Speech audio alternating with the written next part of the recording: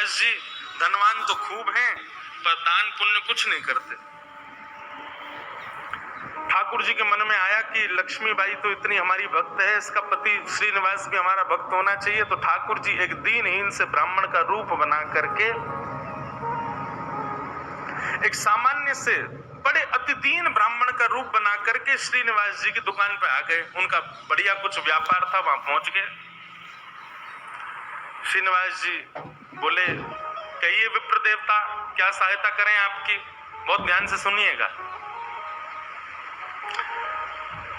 भगवान दीन इनसे ब्राह्मण बन के कहे, बोले देखिए आप तो नगर सेठ हैं, आप पर तो इतना धन है, आपका तो इतना बड़ा व्यापार है, मेरे बालक का जनेऊ संस्कार यज्ञोपवीत होना है, मुझ पर ज्यादा धन नहीं है। यदि आप मेरी थोड़ी सी सहायता कर देंगे तो मैं अपने पुत्र का जनेऊ संस्कार कर दूंगा, जनेऊ संस्कार कर दूंगा। श्रीनिवास जी ने मन में विचार किया, बोले कि आज इसकी सहायता कर दी तो कल कहेगा बेटे का ब्याह है उसके लिए कर दो, फिर उसमें कर दूंगा, कहेगा बेटे के बेटा हुआ उसमें सहायता कर दो। ये लगा ही रहेगा, एक बार सहायता कर दूंगा तो हमेशा के लिए इसके द्वार खुल जाएंगे, आता ही रहेगा कुछ ना कुछ मांगने। तो श्रीनिवास ने कह दिया, आज मैं बहुत व्यस्त हूं, आप कल आ जाना, जैसी आज्ञा। दूसरे दिन फिर से ठाकुर जी आ गए, दीन इनसे ब्राह्मण। बोले आपने आज बुलाया था, आप कुछ सहायता कर दीजिए।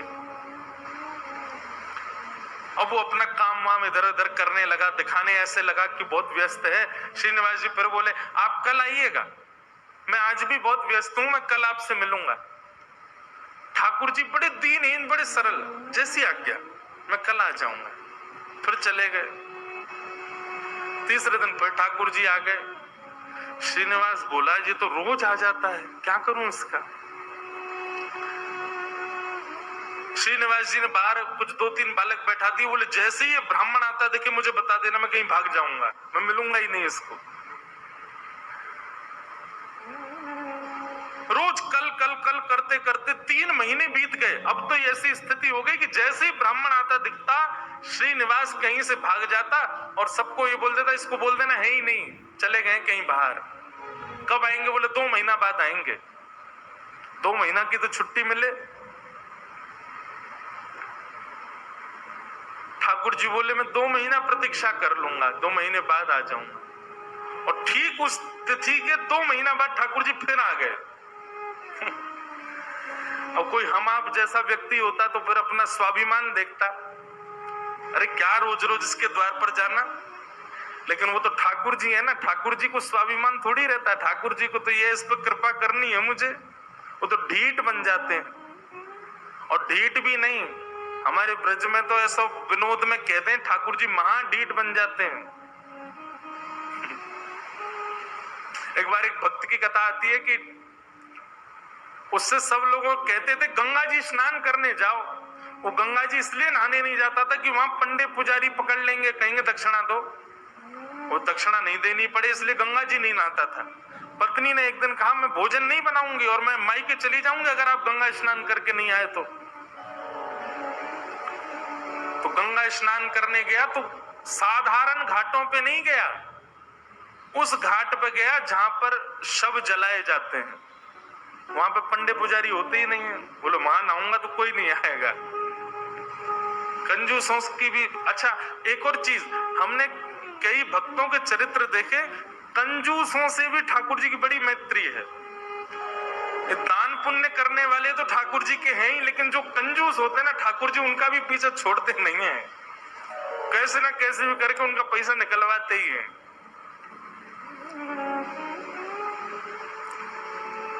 ये किसी अन्य भक्त की कथा है कि वो फिर मरघटा में गया, शमशान के घाट पर जाकर के जैसे ही डुबकी लगाई और डुबकी लगा के बाहर आया तो ब्राह्मण का वेश धारण करके ठाकुर जी आ गए। आइए आइए यजमान, जय हो, बड़े दिनान में देखो। बोले तुम यहाँ भी आ गए? बोले हम तो सब जगह रहते हैं। लाओ लाओ भैया, आज हमारी सुबह से किसी ने तिलक बिलक नहीं किया, लाओ चलो कुछ दक्षिणा दो। वो कथा बड़ी लंबी है, बड़ी प्रसिद्ध भी है। उसने कहा घर आ जाना, तो ठाकुर जी घर पहुंच गए। पत्नी ने कहा बाहर ब्राह्मण खड़ा है, उसको दक्षिणा देनी है। कंजूस व्यक्ति बोले उनसे कह दो आज बीमार हैं, कल आ जाएगा। पत्नी जाके कह दिया, बोले हमारे पतिदेव तो बीमार हैं। बोले यजमान बीमार हो गया, मैं तो यहीं बैठ करके उसका अनुष्ठान करूंगा, जब तक ठीक नहीं हो जाएगा अनुष्ठान करता रहूंगा मैं। ठाकुर जी भारी जपमाला लेकर के बैठ गए। पत्नी ने अंदर जाके बताया, बोलो वो तो बाहर अनुष्ठान कर रहे हैं, तुम ठीक हो जाओ तब जाएंगे।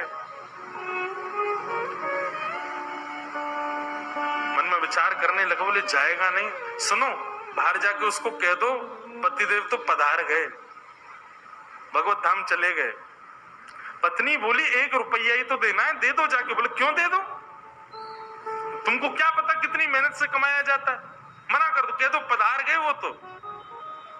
पत्नी बेचारी थोड़ी रोती रोती सी गई, बोले आप अब चले जाओ, पतिदेव तो पधार गए।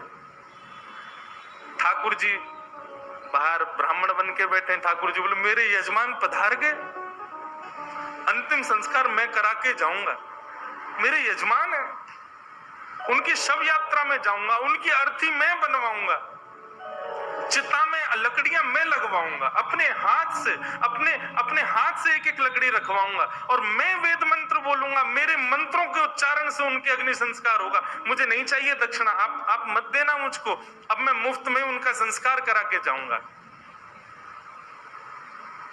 पत्नी दौड़ी दौड़ी गई, बोले 1 रुपया निकाल के दे दो, वो तो संस्कार कराने को तैयार है तुम्हारे।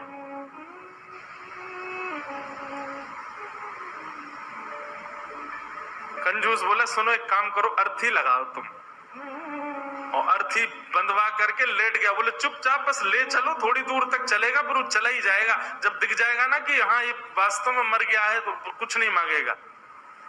महाराज अर्थी पे चढ़ गया, राम नाम सत्य बुलवाता हुआ जा रहा है शमशान, लेकिन 1 रुपया नहीं दे रहा है। ठाकुर जी भी चल रहे, बोले तू ढीठ है मैं महा ढीठ हूं, मैं भी लेके ही जाऊंगा।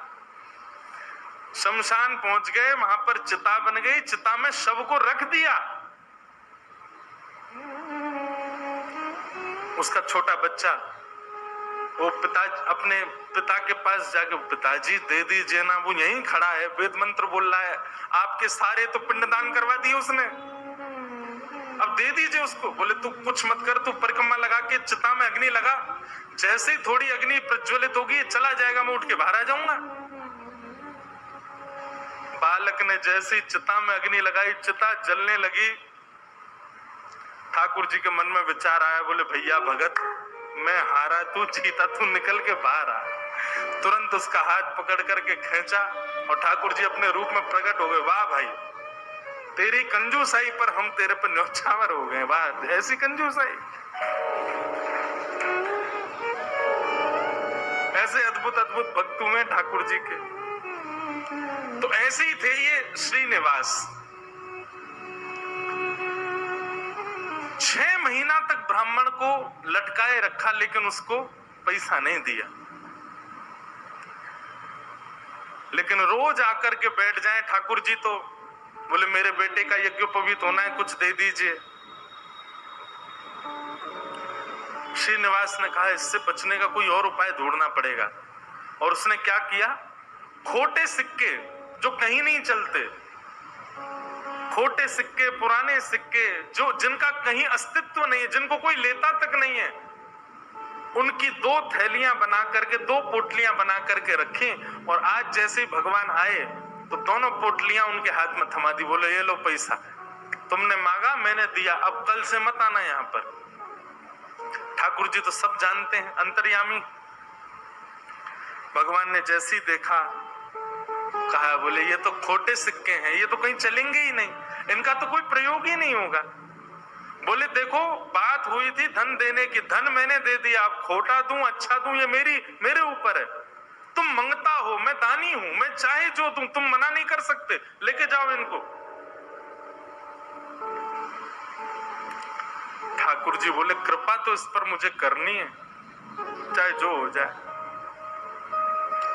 ठाकुर जी चुपचाप श्रीनिवास के घर पहुंच गए, और घर जाकर के उनको पता था कि पत्नी परम भक्ता है, उसके आगे जाकर के ठाकुर जी तो रोने लगे और रोते रोते बोले 6 महीना से श्रीनिवास जी मुझको रोज बोल देते हैं कल आओ कल आओ कल आओ, और 6 महीना बाद आज मुझको ये फूटी हुई कौड़ियां दे दी हैं, खोटे सिक्के दे दिए, कहीं नहीं चलेंगे, मैं अपने पुत्र का कैसे करूं यज्ञोपवीत संस्कार।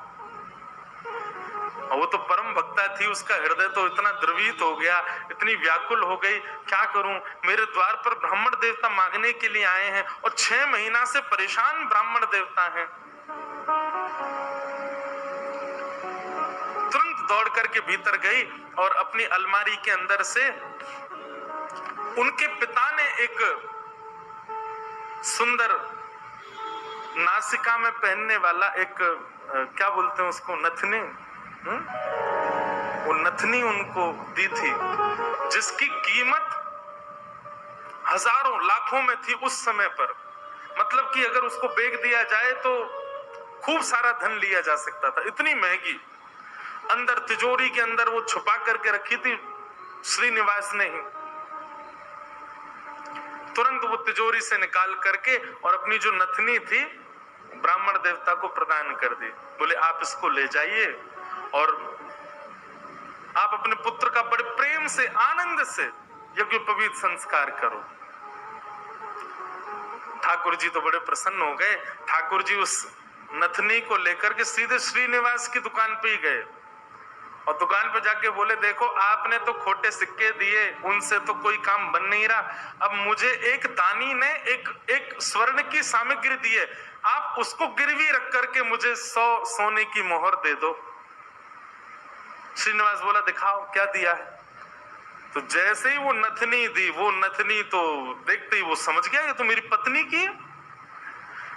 उसने घुमा घुमा करके देखा और उसने मन में आया, बोले पत्नी है भी ऐसी, बड़ी सीधी है, भोली है, भक्त है, ये जरूर घर जा करके रोया होगा और उसने इसको निकाल, लेकिन उसने मुझसे पूछे बिना दे दी। श्रीनिवास ने कहा ठीक है मैं देता हूं, रुको। भीतर गए और अपनी दुकान की तिजोरी में ले जा करके वो नथनी श्रीनिवास ने रख दी और बाहर आकर के कहा अभी मुझ पर मोहर नहीं है, आप कल आइए, कल 100 सोने की मोहर लेकर के जाइएगा मुझसे। भगवान बोले कल दे देंगे ना आप? बोले पक्का दूंगा, मैंने आपकी रख ली ना, नथनी अपने पास रख ली, सोने की मोहर कल दूंगा, अभी जाओ। ठाकुर जी तो वहां से चले गए। श्रीनिवास क्रोध में तिलमिलाता हुआ, आंखें लाल पड़ी, चेहरे का ताम्रवर्ण हो गया, घर पहुंचा अपने। घर में जाती चिल्लाने लगा कहां हो, बाहर आओ निकल करके। पत्नी दौड़ी दौड़ी आई, क्या हुआ क्या हुआ? बोले सुनो, तुम्हारे पिता ने जो तुमको नथनी प्रदान की थी बड़ी बहुमूल्य, उसमें बहुत सारे रत्न लगे हैं, बहुत सुंदर एक हीरा लगा, जरा लेके तो आना, मुझे देखनी है वो। अब पत्नी घबराने लगी, बोली वो तो मैंने ब्राह्मण को दे दी और श्रीनिवास अपनी तिजोरी में रख करके आए थे। इधर उधर घूमने लगा और बार बार पूछे कहां है नथनी, जल्दी लेकर के आओ। पत्नी घबरावे, थोड़ी देर में बोला यदि तुम लेकर के नहीं आई तो तुमको जीवित गाड़ दूंगा मैं, तुम्हारी मृत्यु कर दूंगा मैं, जल्दी लेकर के आओ, भीतर जाओ। श्रीनिवास का क्रोध देख करके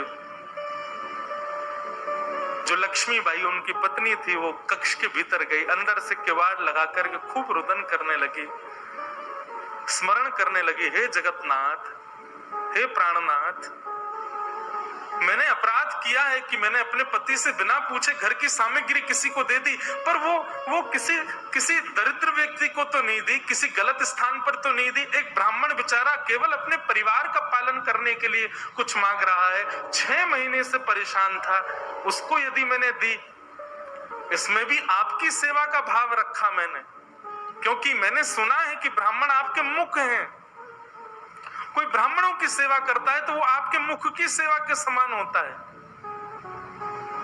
मुझसे अपराध तो हो गया है नाथ, लेकिन मैंने तो आपकी सेवा के लिए किया है, मेरे प्राण तो आज निकल जाएंगे, पति मुझे मेरे जीवित छोड़ेंगे नहीं, लेकिन मैं उनके हाथों मर करके उन पर दोष लगे ऐसा नहीं करूंगी, मैं स्वयं अपने प्राण त्याग दूंगी। और उन्होंने तभी वहां कक्ष में कुछ ऐसी सामग्री थी, उससे विष लेकर के एक कटोरी में और पीना चाहा, और अंत समय में बस एक भावना रखी, हे मेरे ठाकुर जी, केवल आप उस ब्राह्मण को सुरक्षित रखिएगा, उसके परिवार को सुरक्षित रखिएगा, कहीं ये लड़ते झगड़ते उसके ऊपर आक्षेप ना डाल दें, उसके ऊपर कोई कष्ट ना दे दें, उसके बालक का अच्छे से यज्ञोपवीत संस्कार हो जाए। मेरी बस यही प्रार्थना है। मैं प्राण इसलिए नहीं त्याग रही हूं कि मेरे साथ कुछ गलत हुआ, कुछ अन्याय हुआ, मैं प्राण इसलिए त्याग रही हूं नाथ कि कहीं मेरे पति के ऊपर कोई आक्षेप ना लगा दे, और आप नाथ कृपा करना, मेरे तो प्राण निकल जाएंगे पर मेरे जीवन की शेष भक्ति जो है वो मेरे पति के जीवन में आ जाए। ऐसा कहते ही जैसे ही विष मुख के पास लेकर के पान करने लगी लक्ष्मीबाई, तभी एक खनक जैसी हुई, एक आवाज जैसी आई। नेत्र खोल करके देखा तो जो नथनी थी उनकी, वही ऊपर से गिरी है उस विष की भरी हुई कटोरी में। नेत्र खोल करके देखा तो ये तो वही नथनी है, ये तो मेरी ही नथनी है, ये यहां कैसे आ गई? ठाकुर जी को बार बार धन्यवाद कहने लगे। निश्चित ही श्री ठाकुर जी ने कृपा करके ये मुझे प्रदान कर दी। तुरंत उस पात्र को दूर रख करके नथनी हाथ में लेकर के, भगवान पर विश्वास तो उनका था ही, प्रसन्न मुद्रा में द्वार खोल करके बाहर आई और बाहर आकर के श्रीनिवास जी को दिखा दी, लीजिए ये लो नथनी। अब यहां श्रीनिवास का दिमाग घूम गया, बोले नथनी तो मैं अपनी तिजोरी में रख करके आया हूं, ये अंदर से कैसे निकाल के लिए आई? उसने नथनी पकड़ी, बोले ये तुम्हारी है ना? बोले हाँ मेरी है, देखिए ना वही हीरा है, वही रत्न है, वही स्वर्ण है। श्रीनिवास बोला हाँ है तो वही। वो कुछ नहीं, बात ही नहीं करी, नथनी लेकर के सीधा अपनी दुकान पर गया और दुकान पर जाकर के तिजोरी जो कि यथावत जैसे ताला आदि लगा के गया, जनेऊ में चाबी फंसा रखी थी, चाबी निकाल करके जैसे ही तिजोरी खोली और तिजोरी खोल करके भीतर देखा तो जिस तिजोरी में नथनी रखी थी वो वहां थी ही नहीं। श्रीनिवास तो व्याकुल हो गया, बोले ये कैसे संभव हो सकता है? वो तो घर गया, घर जाकर के पत्नी से कहने लगा, बोले मुझे सब सत्य बताओ, मुझे पता है कि ये नथनी अंदर नहीं थी, लेकिन मुझे सत्य जानना है कि ये अंदर आई कैसे। मैं तुम्हारे हाथ जोड़ता हूं, मुझे सत्य बताना। तब पत्नी ने सारा वृत्तांत बताया। बोले एक ब्राह्मण 6 महीने से आपकी दुकान के चक्कर लगा रहे थे, आपने उनको कुछ नहीं दिया, वही मेरे पास आए तो मुझे कुछ नहीं मिला तो मैंने वो नथ उनको प्रदान कर दी, बस मैंने उनको प्रदान की थी। अब आपको कैसे इसका पता चला ये नहीं। तो फिर आगे श्रीनिवास ने बताया, बोलो ब्राह्मण मेरे पास आए और मेरे पास आके नथनी को उन्होंने गिरवी रखा, 100 सोने की मोहर मांगी थी, मैंने कल आने के लिए उनको कहा, मैंने तिजोरी में रखी, लेकिन तुम्हारे पास कैसे आई अंदर? पत्नी ने बताया, बोले जब आप बहुत क्रोध करने लगे तो भीतर जाकर के मैं विष पान करने की योजना बना रही थी, और जैसे ही मैंने विष अपने मुख से लगाया तभी खनक करके आवाज आई और जिस पात्र में विष था उसमें नथनी अपने आप आकर के गिर पड़ी। ये बात सुनते ही श्रीनिवास रुदन करने लगे, रोने लगे, और रुदन करते करते उनको वो बार बार ब्राह्मण की छवि दिखाई देने लगी और बार बार उसकी छवि में ठाकुर जी का रूप दिखने लगा। वो स्मृति आने लगी कि जब मैं कह देता था कल आ जाना तो बेचारे ऐसे हाथ जोड़ करके, ठीक है बाबूजी मैं कल आ जाऊंगा, पर कल आप दे देंगे ना, मेरे पुत्र का यज्ञोपवीत होना है। ये सारी स्मृति श्रीनिवास के चित्त में उठने लगी और ये विश्वास प्रगाढ़ हो गया कि ये सामान्य ब्राह्मण नहीं थे, साक्षात ठाकुर जी थे, और ये ठाकुर जी अनुग्रह करके मुझसे दान कराने के लिए आ रहे थे। अरे दान क्या कराने आ रहे थे, मेरे आगे हाथ जोड़ करके मांगने के लिए आ रहे थे। मैं जप नहीं करता, तप नहीं करता, संध्या नहीं करता, साधना नहीं करता, और मेरे द्वार पर ठाकुर जी आकर के ऐसे खड़े हो जाते थे भिक्षुक के भांति कि कुछ दे दो। मैंने ठाकुर जी को भिक्षुक बनाया, मैंने ठाकुर जी को प्रतीक्षा करवाई, मैंने ठाकुर जी को टालता रहा। अपनी पत्नी के चरण पकड़ लिए, बोले तुम्हारी भक्ति किस योग्यता है? मैं तो घोर नास्तिक हूं, मैंने तो अपने जीवन में कुछ भी अच्छा नहीं किया। ये तुम्हारी भक्ति का प्रभाव कि ठाकुर जी मुझ पर अनुग्रह करने के लिए आ रहे हैं। मैंने ठाकुर जी को टहलाया, मैंने ठाकुर जी से प्रतीक्षा करवाई, मैंने ठाकुर जी को इतना कष्ट दिया इस संपत्ति के लिए, इस धन के लिए। तुरंत हाथ में जल लेकर के, अक्षत लेकर के, दक्षिणा रख करके अपनी पत्नी से कहा तुम भी हाथ रखो, और दोनों ने हाथ में हाथ रख करके अपनी संपूर्ण संपत्ति, जितनी संपत्ति है, दुकान, मकान, बगान, जो कुछ भी था उनके पास में, सबको संकल्पित करके कृष्णार्पणमस्तु, हम सब ठाकुर जी को अर्पित करते हैं। इस संपत्ति के चक्कर में मैंने ठाकुर जी से प्रतीक्षा करवाई, इस संपत्ति के आगे मैंने ठाकुर जी को इतना कष्ट दिया। और उसी दिन से ही श्रीनिवास की स्थिति ऐसी हो गई कि अपना जितना धन था धीरे धीरे धीरे धीरे करके ब्राह्मणों में, संतों में, वैष्णवों में, अयोग्यों में, गरीब कन्याओं के विवाह में, गरीब बालकों की पढ़ाई में करते करते करते करते एक तो होता है कि इतना खर्च करें कि हमारा घर भी चले, पर नहीं, इसकी तो ऐसी स्थिति हो गई कि अब वो कुछ रखते ही नहीं है अपने पास। अपनी दुकान भी बेच दी, अपनी सारी संपत्ति बेच दी, एक दिन अपना घर भी बेच दिया। परिवार के लोग धीरे धीरे कोसते कोसते दूर होने लगे। अरे क्या बुद्धि हो गई तुम्हारी, सब बेच दिया। सबको ठाकुर जी की सेवा और ठाकुर जी के जनों की सेवा में लगा दिया। एक फूटी कौड़ी भी अपने पास नहीं रखी। बोले कि नहीं, इसकी वजह से मैंने ठाकुर जी को श्रमित कराया, मैं इसको कैसे रख सकता हूं। और सब छोड़ करके, सब त्याग करके पत्नी ने कहा अब हमारे पास कुछ भी नहीं है, रहने के लिए घर भी नहीं है, भोजन करने के लिए अन्न भी नहीं है, पहनने के लिए वस्त्र भी नहीं है, अब हम क्या करें। बोले अब पकड़ो मेरा हाथ। अब हमने सब छोड़ दिया, क्योंकि अब तक सबको अपना माना था, पर अब हमारे नाथ, हमारे स्वामी श्री पंडरीनाथ हैं, श्री विठ्ठल भगवान हैं। चलो उन्हीं की शरण में, चलो उन्हीं के नगर में, वही खिलाएंगे, वही रिलाएंगे, वही सब करेंगे हमारी व्यवस्था। और श्रीनिवास अपनी पत्नी के साथ पंढरपुर आ गए हमेशा के लिए। यहाँ आकर के उन्होंने दिव्य एक संत थे, उनसे गुरु दीक्षा ली, और गुरु दीक्षा लेने के बाद केवल एक ही उनका काम, दिन में जाना और जाकर के श्री पंडरीनाथ भगवान का दर्शन करना, और पूरे दिन यहाँ के वैष्णवों का दर्शन, उनकी सेवा करना, यही उनका काम। दीक्षा के बाद गुरुदेव ने उनको दूसरा नाम प्रदान कर दिया।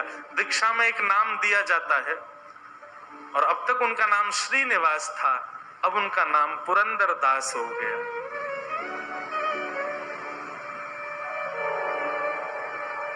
श्री पुरंदर दास चंद्रभागा नदी के तट पर बैठे रहते, दिन भर विठ्ठल विठ्ठल विठ्ठल विठ्ठल विठ्ठल बस चिंतन करते, और उस स्वरूप का ध्यान करते जो ब्राह्मण रोज अपने हाथ फैला करके दुकान पर आता था। चार लोगों को बैठ करके बताते कि मेरी दुकान पर कैसे ठाकुर जी आते थे, और मैं नालायक, मैं दुष्ट प्राणी, मैं रोज उनसे कहता था कल आ जाना, कल आ जाना। अरे मैंने कितना बुरा किया, लोग खड़े करके दिखवाता था, दूर से दिख जाते थे तो मैं भाग जाता था। मेरे द्वार पर साक्षात जगन्नाथ आते थे, और मैं उनके साथ ऐसी लीला करता, ऐसा कपट करता था। उस कपट का ही दंड दे रहा हूं खुद को। और उसी स्थिति में रहते रहते रहते रहते श्री पुरंदर दास जी एक कवि के रूप में निर्मित हो गए, और ठाकुर जी की सुंदर सुंदर रचनाएं लिखने लगे। सुंदर सुंदर पदावली, सुंदर सुंदर भाव। लेकिन पुरंदरदास जी का ये भाव है कि वो अधिकतर रचनाएं कन्नड़ भाषा में ही लिखते थे और सुंदर रचनाएं करके श्री पंढरीनाथ भगवान को सुनाया करते थे। पंढरपुर आने वाले भक्त पुरंदरदास जी की रचनाएं सुनकर के आनंदित हो जाते थे और श्री पंढरीनाथ भगवान के सन्मुख कीर्तनकार जा जा करके उस रचनाओं को गाया करते थे। इस प्रकार पुरंदरदास जी अपना जीवन शेष समय एक कवि के भांति भगवान लीला चिंतन करते करते उन्होंने ठाकुर जी के श्री चरणों में अपने प्राणों का परित्याग कर दिया। कहने का अभिप्राय,